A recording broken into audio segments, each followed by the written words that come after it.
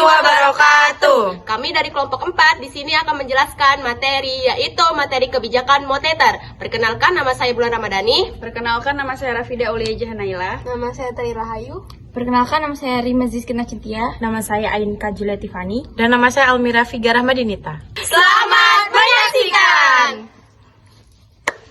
Kebijakan moneter merupakan proses mengatur persediaan uang sebuah negara untuk mencapai tujuan tertentu, misalnya menahan inflasi, mencapai pekerja penuh atau lebih sejahtera. Kebijakan moneter dapat melibatkan pengaturan standar bunga pinjaman atau margin requirement, kapitalisasi untuk bank, atau bahkan bertindak sebagai meminjam usaha terakhir atau melalui persetujuan melalui negosiasi dengan pemerintahan lain. Untuk mencapai tujuan tersebut, bank sentral atau otoritas moneter berusaha mengatur keseimbangan antara persediaan uang dengan persediaan barang agar inflasi dapat terkendali, tercapai kesempatan kerja penuh dan kelancaran dalam pasokan atau distribusi barang. Kebijakan moneter dilakukan antara lain dengan salah satu, namun tidak terbatas pada instrumen sebagai berikut, yaitu suku bunga, giro wajib minimum, intervensi di pasar valuta asing, dan sebagai tempat terakhir bagi bank-bank untuk meminjam uang apabila mengalami kesulitan likuiditas.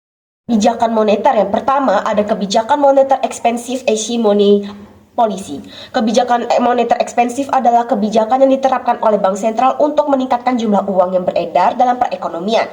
Tujuan utamanya adalah mendorong pertumbuhan ekonomi, khususnya saat negara mengalami resesi, depresi, atau perlambatan ekonomi. Langkah-langkah yang dilakukan dalam kebijakan ini antara lain, yang pertama, menurunkan suku bunga agar pinjaman lebih murah dan mendorong investasi serta konsumsi. Yang kedua, membeli surat berharga pemerintah untuk menambah likuiditas perbankan. Dan yang ketiga, menurunkan cadangan wajib bank agar bank memiliki lebih banyak dana untuk disalurkan sebagai kredit. Kebijakan ini akan meningkatkan daya beli masyarakat, merangsang aktivitas bisnis, dan mengurangi angka pengangguran karena pasar tenaga kerja menjadi lebih aktif. Namun ada risiko yang harus diperhatikan, yaitu terjadinya inflasi akibat beredarnya uang dalam jumlah lebih besar dari kebutuhan. Contoh nyata dari kebijakan ini adalah ketika Bank Indonesia mencetak dan mengedarkan lebih banyak uang sehingga nilai tukar rupiah terhadap mata uang asing bisa menurun. Tujuannya adalah membuat produk dalam negeri lebih kompetitif dan merangsang ekspor. Secara keseluruhan, kebijakan moneter ekspansif adalah alat penting untuk memulihkan ekonomi saat terjadi kelesuan dengan cara menambah pasokan uang dan mendorong pertumbuhan konsumsi serta investasi. Kebijakan moneter kontraktif atau tight money policy. Kebijakan moneter kontraktif adalah kebijakan yang bertujuan untuk mengurangi jumlah uang yang beredar dalam perekonomian, terutama saat terjadi inflasi.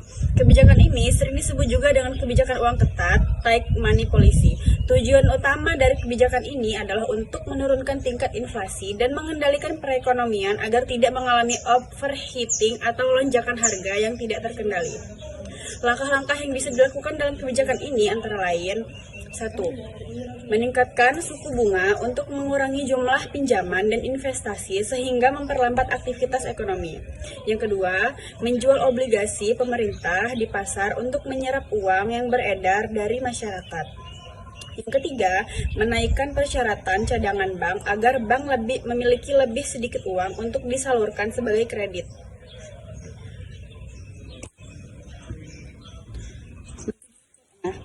Kebijakan moneter kontraktif dapat mengurangi inflasi dengan cara membatasi aliran uang ke masyarakat, yang pada gilirannya dapat menurunkan permintaan terhadap barang dan jasa, serta menurunkan harga. Misalnya, Bank Indonesia bisa menjual surat berharga atau melakukan lelang sertifikat untuk menyerap lebih banyak uang yang beredar.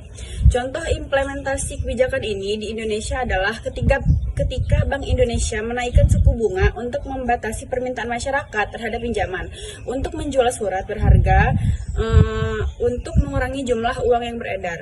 Sebaliknya, jika perekonomian lesu atau menghadapi resesi, kebijakan ekspansif akan lebih banyak diterapkan untuk merangsang pertumbuhan ekonomi.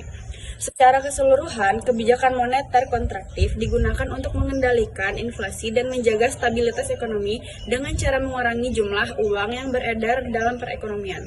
Tujuan kebijakan moneter Bank Indonesia memiliki tujuan utama untuk mencapai dan memelihara kestabilan nilai rupiah.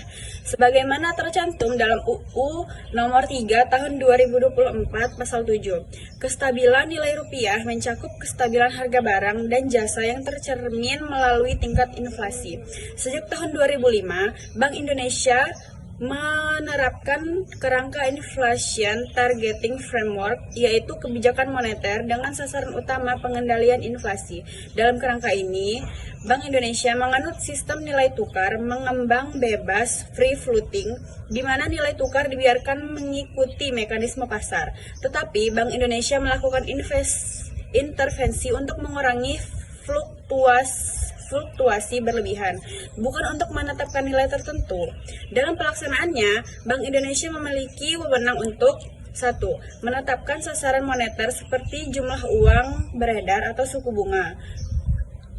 3. Menjaga agar tingkat inflasi tetap sesuai target pemerintah. Ketiga, melakukan pengendalian moneter berbasis prinsip syariah jika dibutuhkan. Kebijakan moneter dapat dilakukan dengan menjalankan instrumen kebijakan, mengatur jumlah uang yang beredar demi terjaganya stabilitas harga, baik instrumen langsung maupun tidak langsung. Beberapa instrumen utamanya diantaranya discount rate adalah suku bunga yang ditetapkan pemerintah untuk pinjaman bank umum ke bank sentral. Jika ingin menambah uang beredar, pemerintah menurunkan suku bunga, mendorong bank umum untuk meminjam lebih banyak. Sebaliknya, untuk mengurangi uang beredar, suku bunga dinaikkan sehingga minat bank untuk meminjam menurun.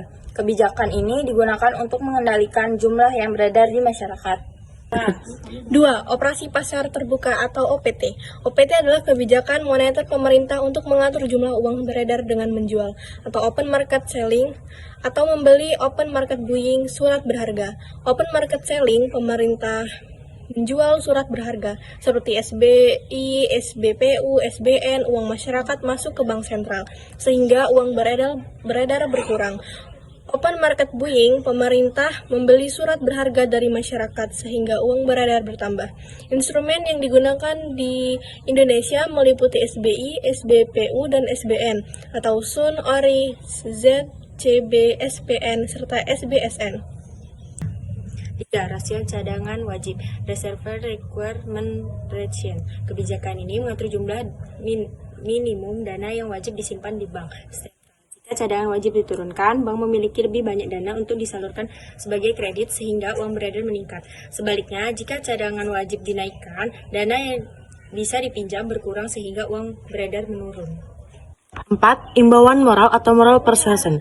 Imbauan moral adalah kebijakan moneter di mana bank sentral memberi himbauan atau saran kepada bank umum agar menyesuaikan suku bunga pinjaman, berhati-hati dalam memberikan kredit serta membatasi pinjaman ke bank sentral. Tujuannya adalah mengontrol jumlah uang yang beredar. Selain itu, terdapat instrumen tambahan lain dari Bank Indonesia. Kredit langsung, BI memberikan kredit langsung untuk proyek prioritas sehingga uang beredar bertambah.